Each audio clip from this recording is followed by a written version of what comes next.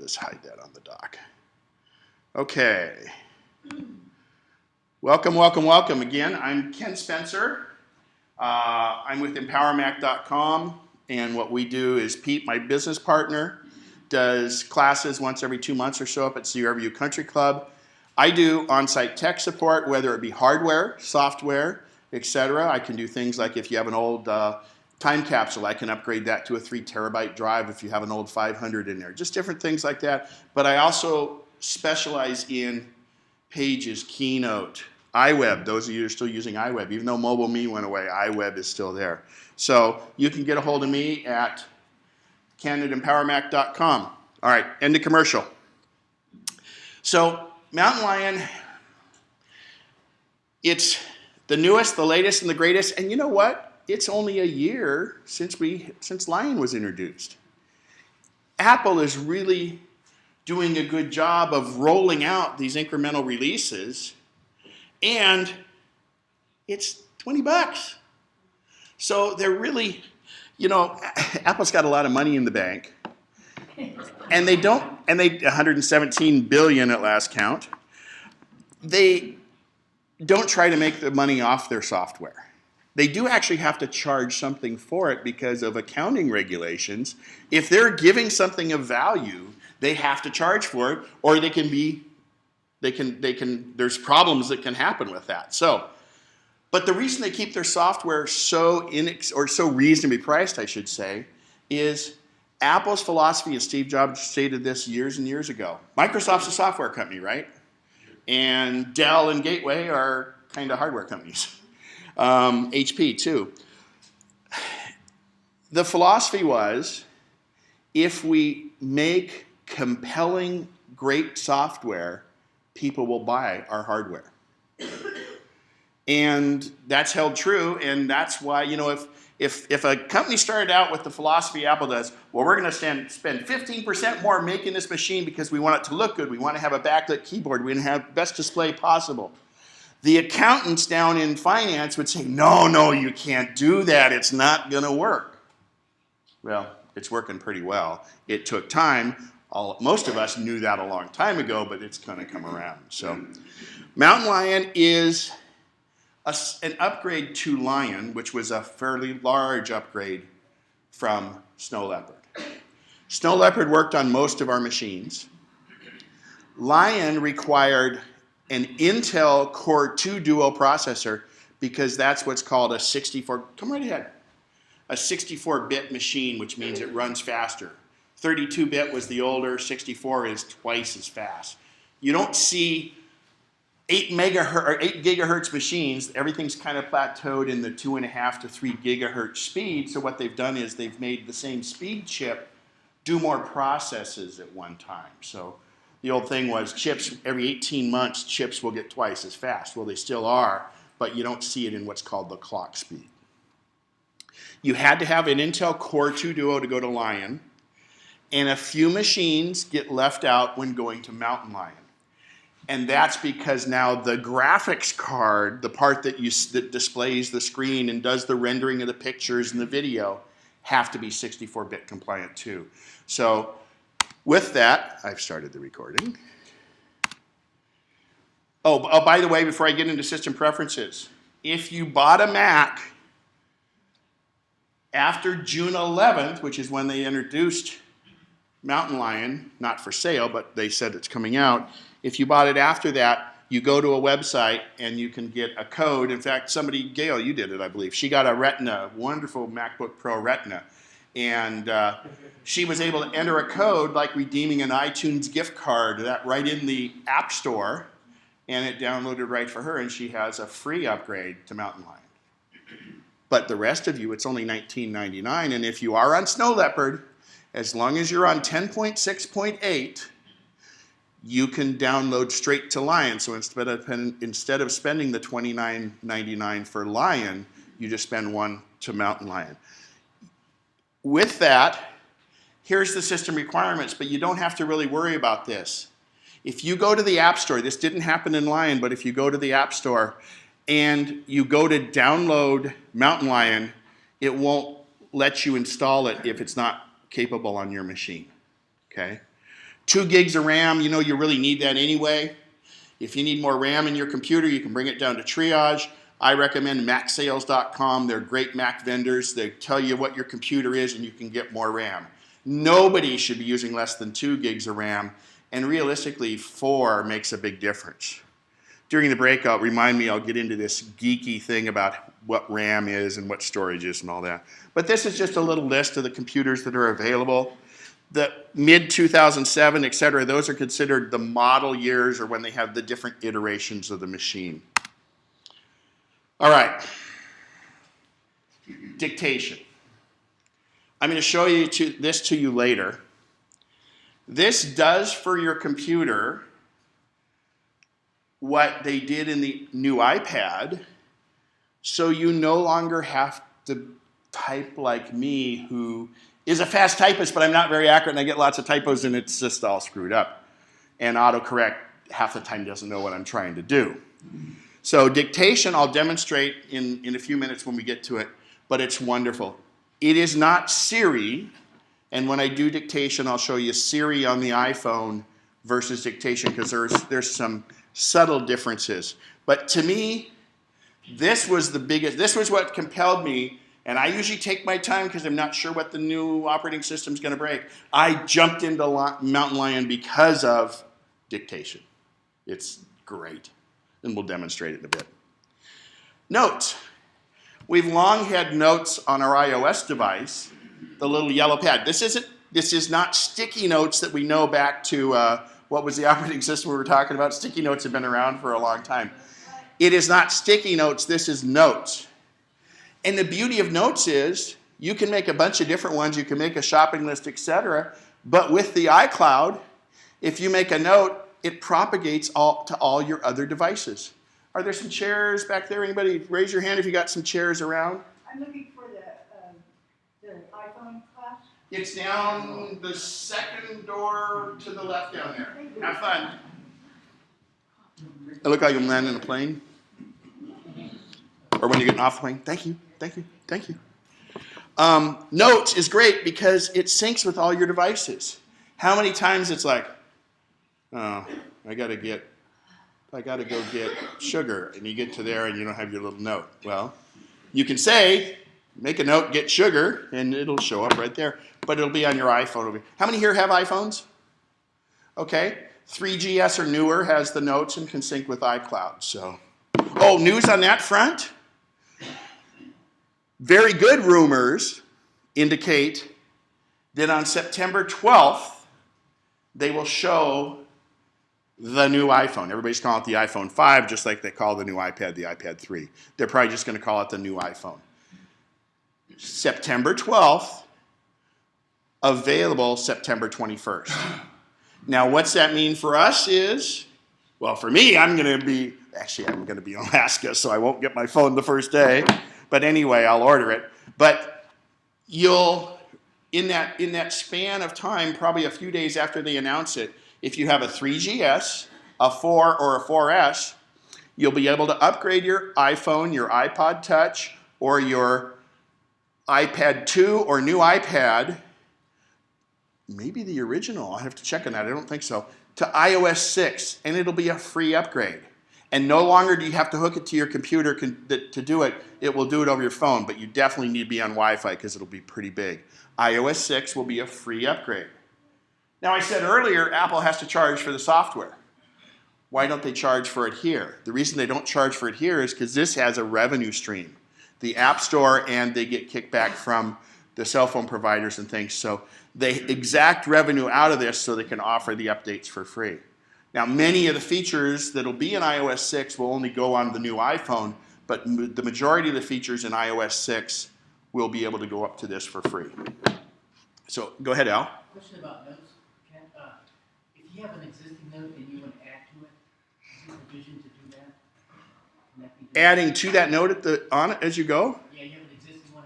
Yeah, you should be able to, and it should just sync. I've had that in the past. I haven't tried it in Mountain Lion, but I used to just use notes here because notes used to show up in your mail. I mean, and dictation. Can you dictate to a specific note? Remind me when you get into dictation. We'll try it. How's that? But I believe you can.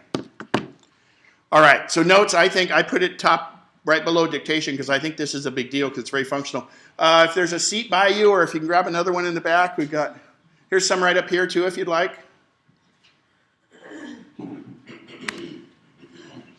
Like notes, we've had reminders on our iOS devices, but reminders kicks butt. Now, who here has used reminders?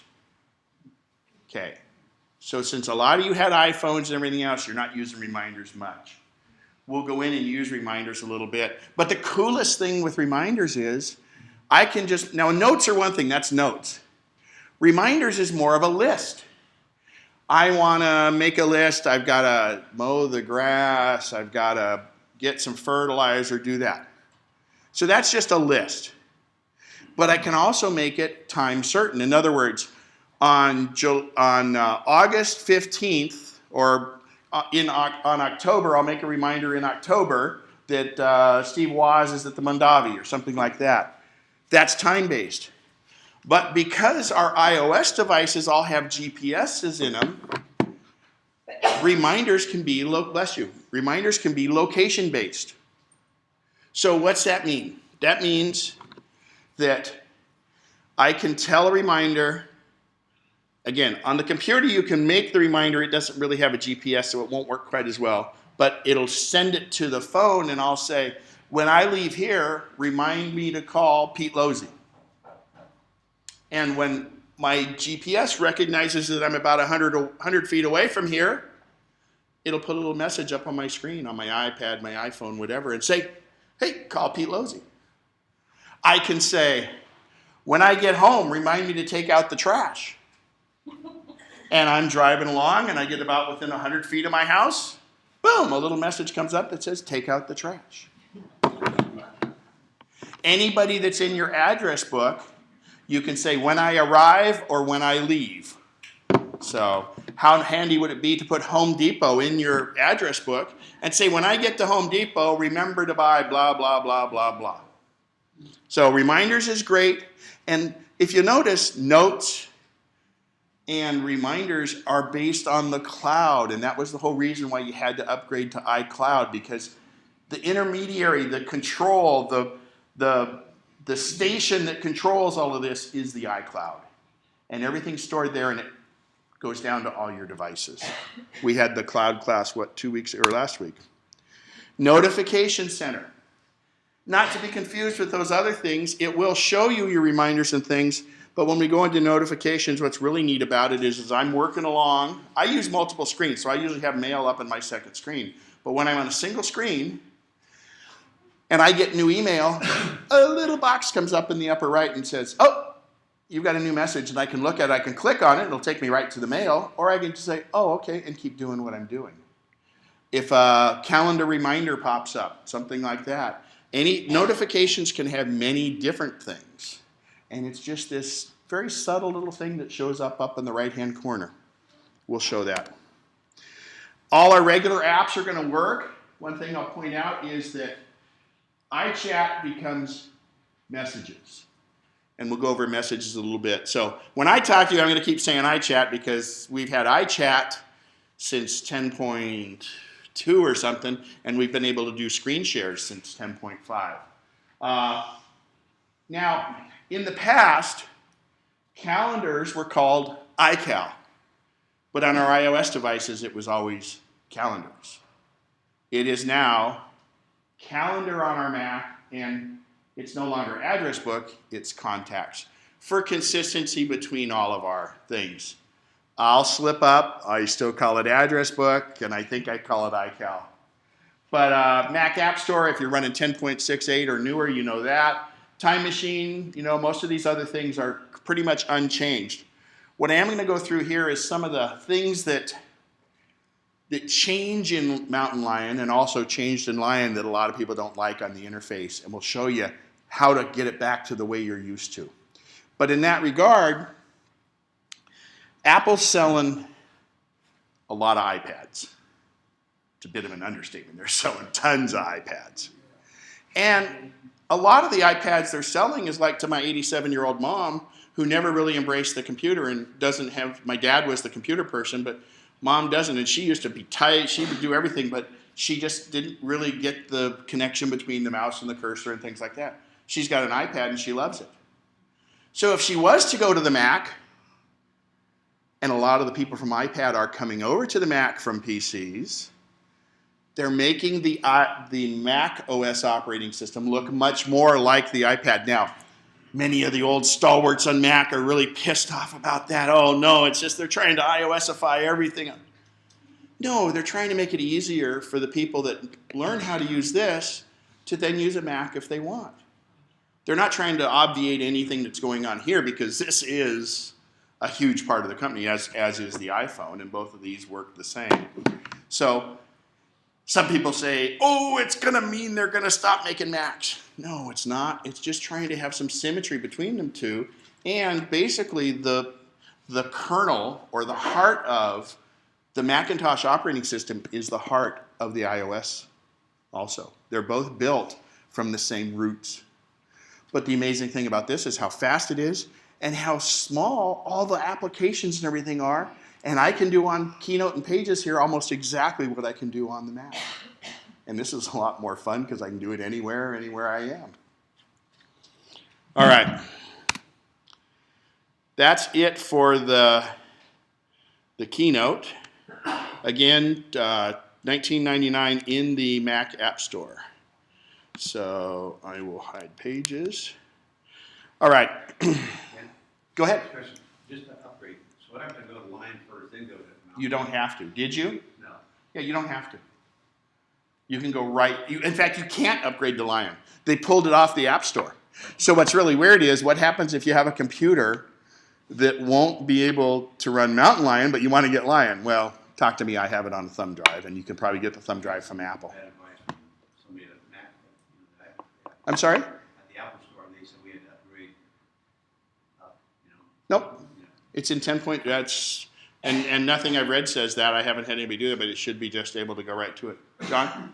We didn't have to. Oh, that's right, because we just worked with them yesterday. They went right from Snow Leopard on two machines, an older 24-inch, no, a 20-inch iMac and a 27. They went right to it. And it's not, you're not violating anything, because first of all, you can't get Lion. So, of course you don't have to upgrade to it. The only trick is the people that their machine doesn't qualify for Mountain Lion, but qualifies for Lion, and there's ways to do that. We had one back here first. Now, how long does it take to upgrade it? Depends on your internet speed. And what I usually recommend, first of all, if you have Comcast or the high-end SureWest, or if you have the high-end UVerse, it's 4 gigabytes. It's actually 4.37 gigabytes. And it can take it depends on their servers too. I kind of got up really early in the morning when it was, when they'd announced, or late at night anyway. The servers were pretty good, and it took me less than 20 minutes. But here's a trick. If you have multiple machines, talk to me afterwards or during the break, because what I tell people to do is download it. There's a little thing that goes into your applications folder. It says install Mountain Lion. Copy that to a thumb drive and then move it over to your other computer, because you don't have to pay for it a second time. I'll talk about that in a second, but you just don't have to download it a second time. If you're on DSL, punch the button and go to sleep. Okay? Because it's going to take a while. It's 4 gigabytes. Question here? 2 questions. One, on that case, do they have a fast hookup here? Because I'm slower than DSL. No, but the Apple Store has a very fast connection. McDonald's, Starbucks is okay. Panera Bread. Panera Bread, don't go around lunchtime though, and it's not very fast, but don't go, the libraries. Pitch for Gail's old profession here. The libraries are pretty good. Here, not so much. And it's because we have issues with that too. Your second question? My second question was on the contacts, the dress book. Uh-huh. Did they upgrade it? I'm still not happy with it. Are you in Lion? You'll see. Don't give away the ending of the story. It's actually not the same. It's better.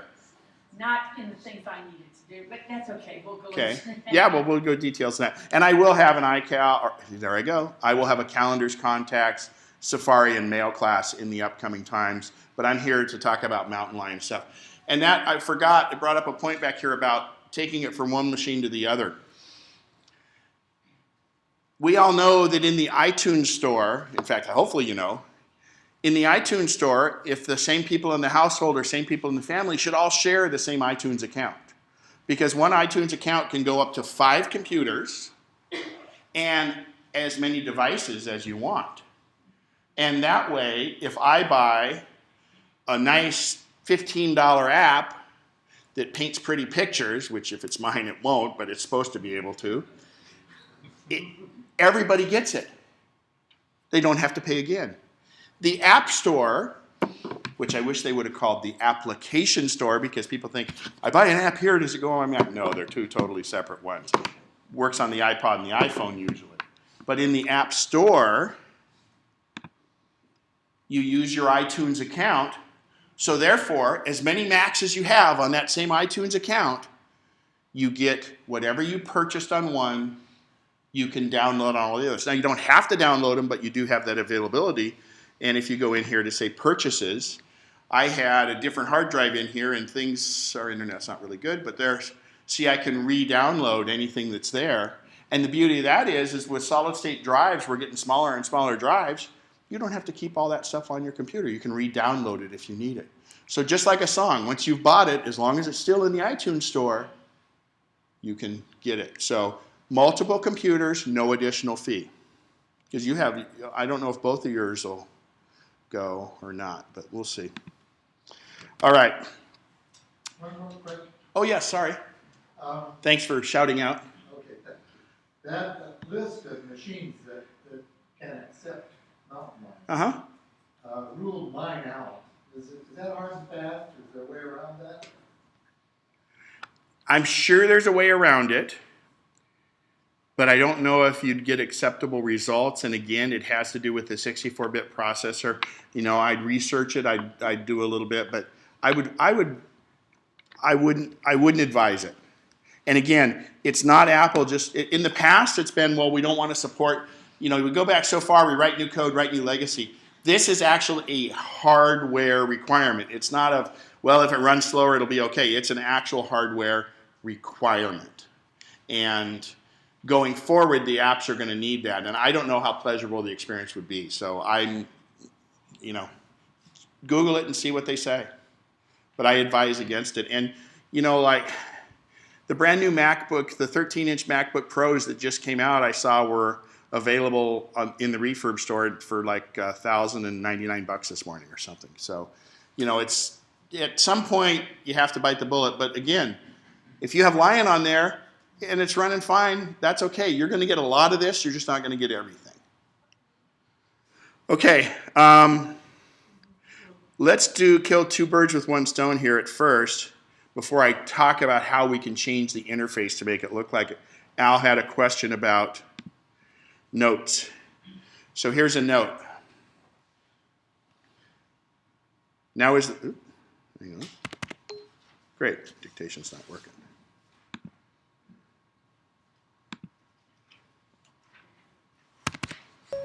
Now is the time for all good men to come to the aid of their country, period. New paragraph. We'll see if we can continue this note later, period.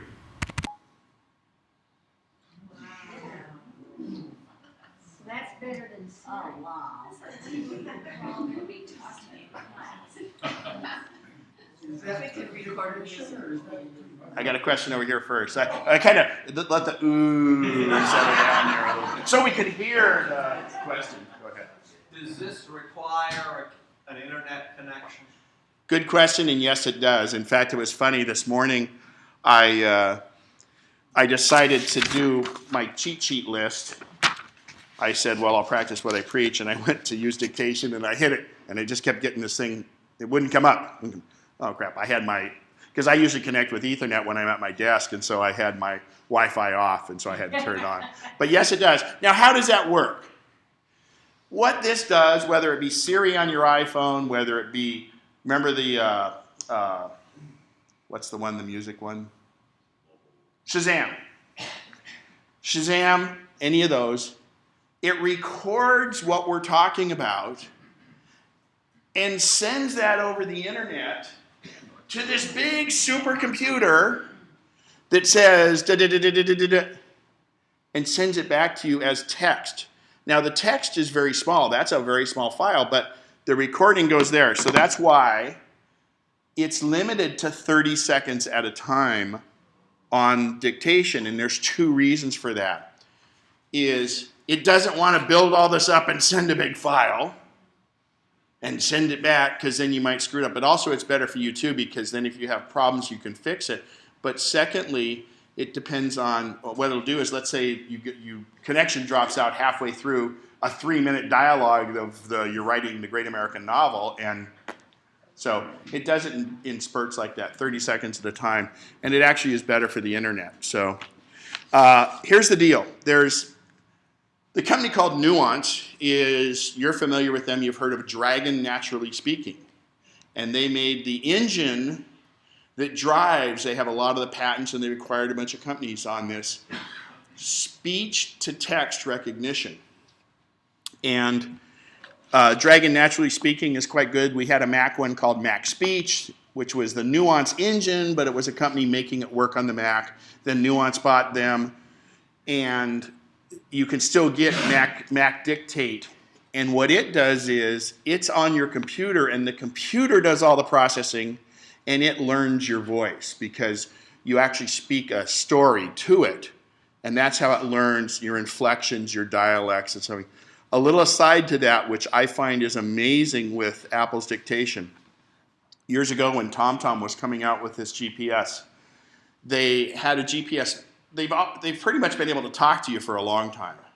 But being able to speak to the GPS was a big deal for these little units. And remember, when you input to a regular GPS, you say what state. So it says, you say California. Well, it's pretty easy. It's only got 50 choices, so it can kind of do that. Then it says what city, and you say Sacramento, for instance.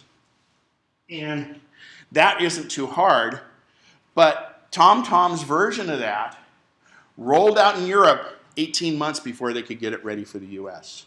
And our arrogance of the US, my arrogance of the US, it's like, there's really a very distinct difference in our speech patterns throughout most of the United States. You think of the South, you think of Jersey Shore, you think of New York, you think of Chicago, you know. The Midwest is kind of the Midwest and the West usually have what they consider a non-accent, but the accents have a lot to do with that.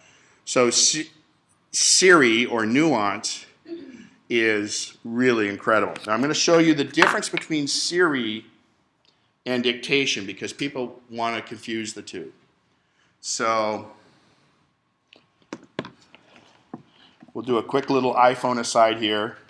I should say that I'm in love with Siri, and she's my girlfriend. And I'm glad I don't live in Britain, because it's a male voice over there.